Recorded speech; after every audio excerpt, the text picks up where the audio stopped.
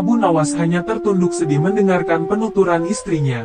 Tadi pagi, beberapa pekerja kerajaan, atas titah langsung Baginda Raja, membongkar rumah dan terus menggali tanpa bisa dicegah. Kata mereka, tadi malam Baginda bermimpi, bahwa di bawah rumah Abu Nawas terpendam emas dan permata, yang tak ternilai harganya. Tetapi, setelah mereka terus menggali ternyata emas dan permata itu tidak ditemukan. Dan Baginda juga tidak meminta maaf kepada Abu Nawas, apalagi mengganti kerugian. Inilah yang membuat Abu Nawas memendam dendam. Lama, Abu Nawas memeras otak, namun belum juga dia menemukan muslihat untuk membalas Baginda. Makanan yang dihidangkan oleh istrinya, tidak dimakan karena nafsu makannya lenyap. Malam pun tiba, namun, Abu Nawas tetap tidak beranjak. Keesokan hari, Abu Nawas melihat lalat-lalat mulai menyerbu makanan Abu Nawas yang sudah basi. Dia tiba-tiba tertawa riang. Tolong ambilkan kain penutup untuk makananku dan sebatang besi. Abu Nawas berkata kepada istrinya. Untuk apa? Tanya istrinya heran.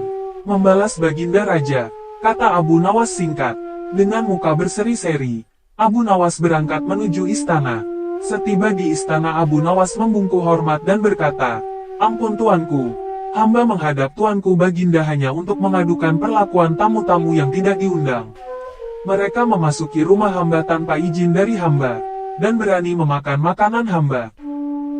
Siapakah tamu-tamu yang tidak diundang itu? Wahai Abu Nawas, sergap Baginda kasar. Lalat-lalat ini tuanku, kata Abu Nawas sambil membuka penutup piringnya. Kepada siapa lagi? Kalau bukan kepada Baginda junjungan hamba, hamba mengadukan perlakuan yang tidak adil ini. Lalu, keadilan yang bagaimana yang engkau inginkan dariku? Hamba hanya menginginkan izin tertulis dari Baginda sendiri, agar hamba bisa dengan leluasa menghukum lalat-lalat itu.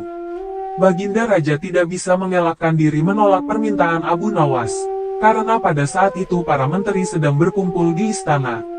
Maka dengan terpaksa, Baginda membuat surat izin yang isinya memperkenankan Abu Nawas memukul lalat-lalat itu dimanapun mereka hinggap. Tanpa menunggu perintah, Abu Nawas mulai mengusir lalat-lalat di piringnya hingga mereka terbang dan hinggap di sana-sini. Dengan tongkat besi yang sudah sejak tadi dibawanya dari rumah, Abu Nawas mulai mengejar dan memukuli lalat-lalat itu. Ada yang hinggap di kaca. Abu Nawas dengan leluasa memukul kaca itu hingga hancur. Kemudian vas bunga yang indah. Kemudian giliran patung hias. Sehingga sebagian dari istana dan perabotannya remuk diterjang tongkat besi Abu Nawas. Bahkan Abu Nawas tidak merasa malu memukul lalat yang kebetulan hinggap di tempayan Baginda Raja.